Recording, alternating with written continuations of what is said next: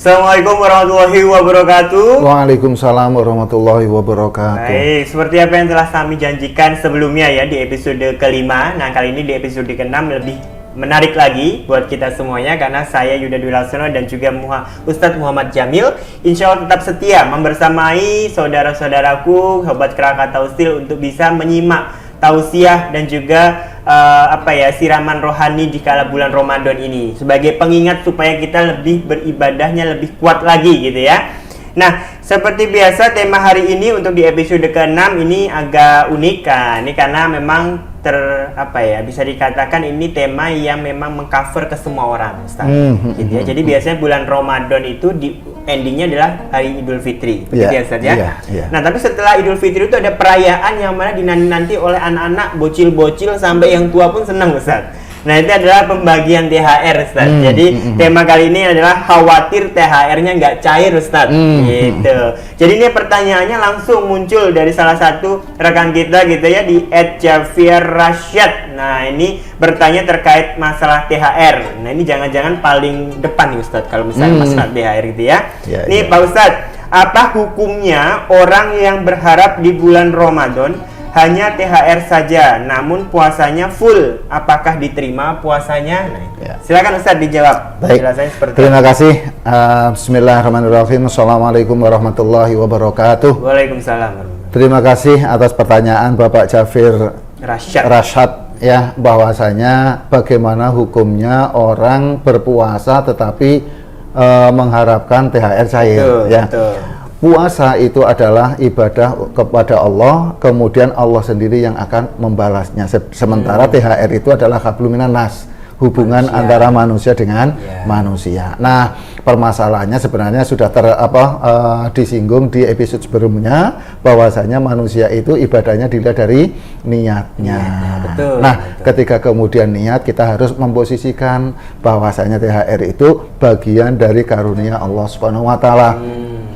Di mana Allah Subhanahu wa taala menjelaskan kepada kita di dalam surat Ali Imran ayat 14, A'udzubillahi minasyaitonirrajim. Bismillahirrahmanirrahim. Zuyyina lin-nasi hubbus syahwati minan nisa'i wal banin wal qanatiril muqantarah minadz-dzahabi wal fiddah ila akhirih.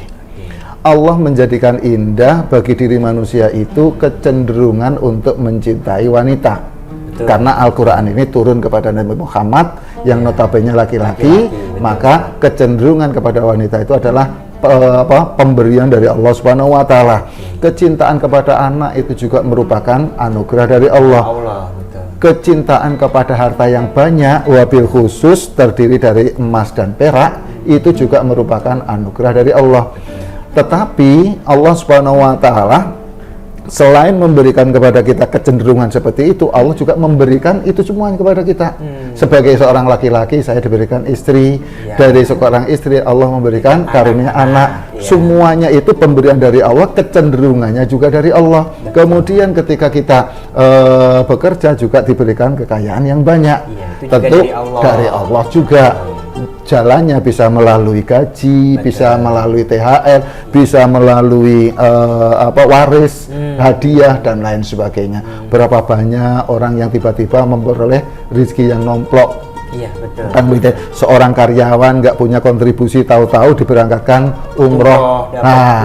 Dapat undian. Itu semuanya adalah karunia dari Allah. Untuk apa? Linabluwakum ayyukum ahsanu amala. Allah untuk menguji di antara kita siapa yang paling baik amalannya ketika diberikan anugerah tersebut.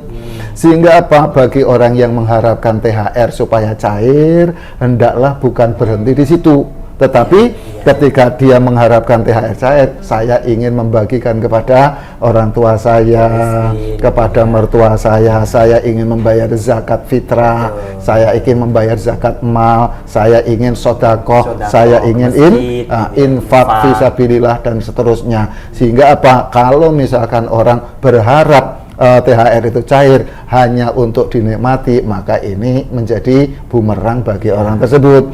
Tetapi kalau kemudian dilanjutkan bahwasanya mereka atau kita ingin THR itu cair semata-mata ingin berbuat lebih banyak lagi, apalagi di bulan Ramadan, itu hal yang sangat baik. Justru kalau misalnya kita niatkan harta kita disedekahkan ke yang baik, Allah akan tambah rezekinya, Ustaz, Insya Allah. Jadi kalau misalkan kita nih ya, saudara-saudaraku teman semua ya, jadi misalkan kita dapat rezeki lebih, THR nih muncul misalnya di bulan menjelang mau hari raya Idul Fitri, dapat THR nih karyawan-karyawannya, itu disedekahkan gitu ya, sebagian infaklah kepada yang memang membutuhkan gitu ya, supaya nanti harta yang kita milik itu menjadi berkah. Betul. Gitu ya, Ustaz ya. Baik, luar biasa ini jawaban Ustaz. Saya senang kalau udah ngobrol sama Ustaz Jamil ini, karena penjelasannya itu simple tapi buat saya itu cukup bisa memberikan pemahaman yang detail. Ternyata memang kita boleh lah, semuanya segala sesuatunya berasal dari niat dulu ya, Ustaz. Jadi kalau beribadah di bulan Ramadan ya jangan niatnya adalah dapat THR gitu ya. Padahal memang pada akhirnya nanti akan mendapatkan bisa dikatakan hadiah. Berkahnya Ramadan itu di situ ya, Ustaz ya. Jadi tak disangka-sangka di bulan Ramadan penjual-penjual pada bisa berjualan gitu ya, kemudian karyawan juga mendapatkan hak THR, itu bisa menjadikan berkah buat kita semua. Betul. Oleh karena itu jangan dinikmati sendiri. Kita harus siap untuk berbagi. Terutama ke saudara-saudara kita. Iya, betul. Alhamdulillah, luar biasa sekali jawaban Ustadz. Terima kasih Ustadz Jamil atas penjawaban di episode ke-6. Nanti kita tunggu di episode selanjutnya juga dengan pertanyaan yang memang menarik untuk bisa dijawab oleh Ustadz Jamil. Jadi kita juga tetap membuka open question, pertanyaan-pertanyaan teman-teman Sobat Keras yang ingin bertanya langsung ke DM, silakan. Langsung menjawab request saya juga boleh, silakan. Datang langsung ke studio kita juga boleh. Bertanya secara langsung dan nanti kita akan jawab dan kita akan share supaya bisa diketahui bersama. Sebagai wujud bentuk ibadah kita ya, Ustadz ya. Betul.